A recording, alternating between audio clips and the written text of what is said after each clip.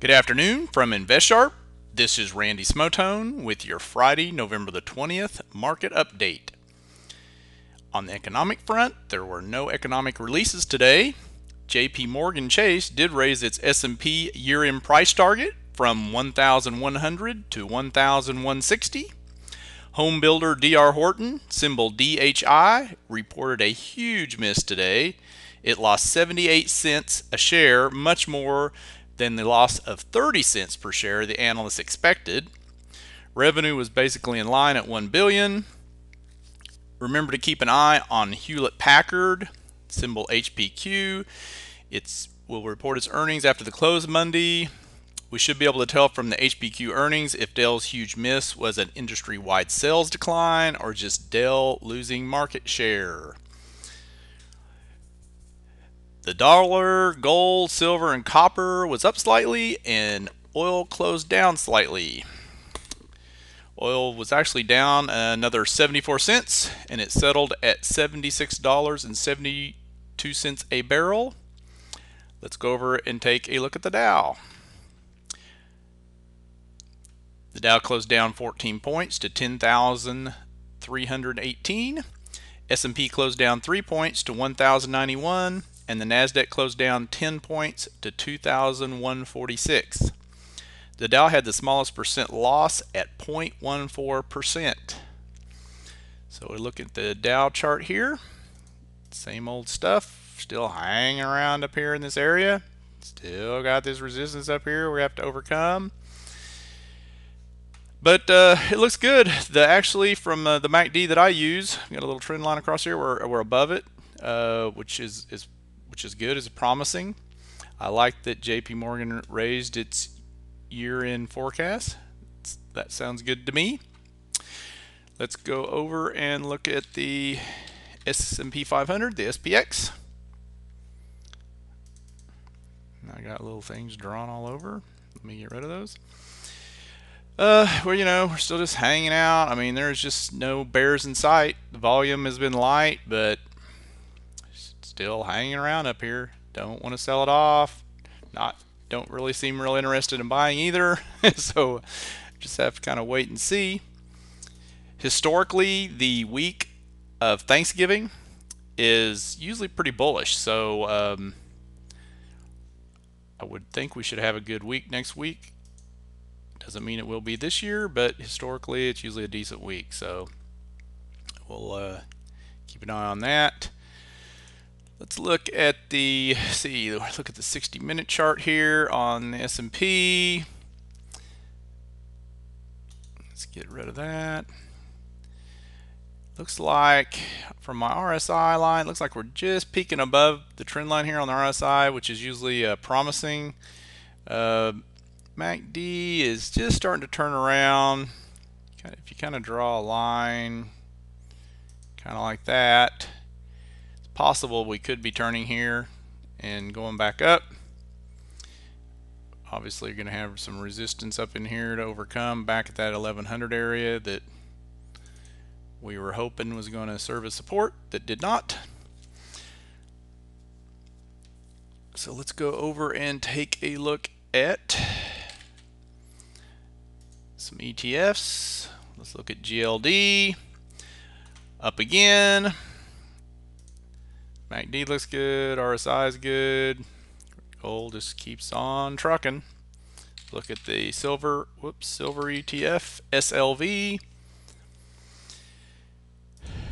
It was a little weaker today.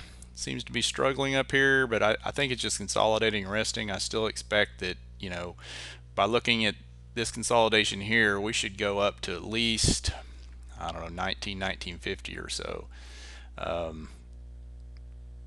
Somewhere in that area, I would think, before we would actually come back down. So I still think we have a little bit higher target to go anyway.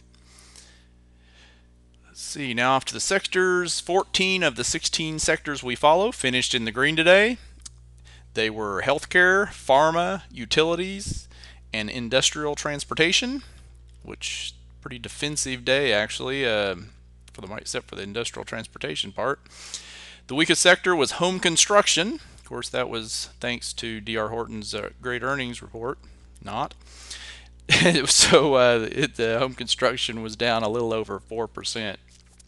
That index was. So let's look at the VIX. Look at this VIX. This thing's all over the place here. Low 1977, high 2345. Still just hanging out around in here. Looks like it does maybe turning to go back up. It's hard to tell. Been kind of wild lately. See, let's a couple of quick ideas here. I talked about Marvell Technology yesterday. I do like this chart. Said it's could be setting up for a inverted head and shoulders here. Your shoulder, your head. If it builds out this right shoulder over here, that remains to be seen. Of course, if it does that, then it breaks out over here. I'd have a target around the 1950 area or so. Time frame of 3 months, maybe 2 months, something like that. All right, let's look at the 60-minute on here real quick. See if it kind of tells us anything. Yeah, it's hard to tell. It's like RSI is turning back up. Let's go over and take another look at another stock idea. RIM, Research in Motion. One reason I like this is, it missed on its earnings. It's been downgraded and everything by everybody, and it started to,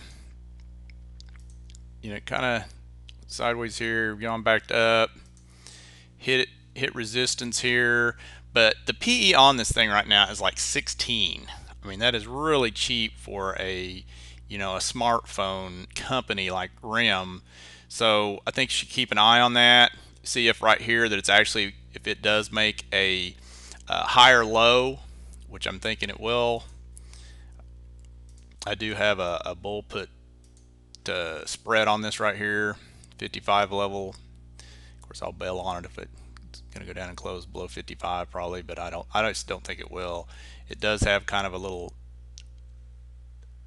not a very pretty kind of little inverted head and shoulder thing. It might be working on here itself to break out. So, so if it breaks out above this 65 level, it definitely have a good entry, or over this trend line here. But I just think it's too cheap. More of an investment possibly than a trade, but you can make a trade out of it too. So let's go look at the current market signals. We follow the point and figure charts for the Dow, the NASDAQ, and the S&P right here. And of course, all the indices are still on buy signals. That hasn't changed. We haven't hardly really pulled back very far, so that's not going to change the signals. There was no changes to the point and figure price objectives today. Let's go over and take a quick look at the point and figure charts. Here's the point and figure Dow, cruising up. Got this price objective that's way up there, so that'll remain to be seen. We may not, just the chart determines that by the patterns, and it changes it accordingly, so it calculates it for you, but it's way up there. So we're here. We just went up here. I said we haven't hardly moved back very much, pulled back hardly any. The market said doesn't want to seem to sell off. Here's the S&P right here, still looking good.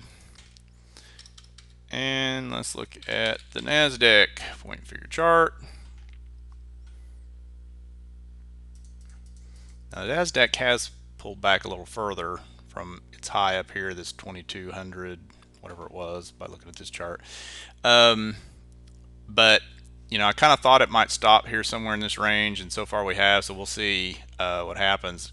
The NASDAQ would have to go. It would have to take out this to go on a sell signal a long ways down, from pretty long anyway from here. So it would have to actually print that to go back on a sell signal 2020. So everything looks good. Market was pretty painless all week. Had a good week. So that's it for the day. Thanks for joining me. Have a great weekend, and remember to always invest sharp.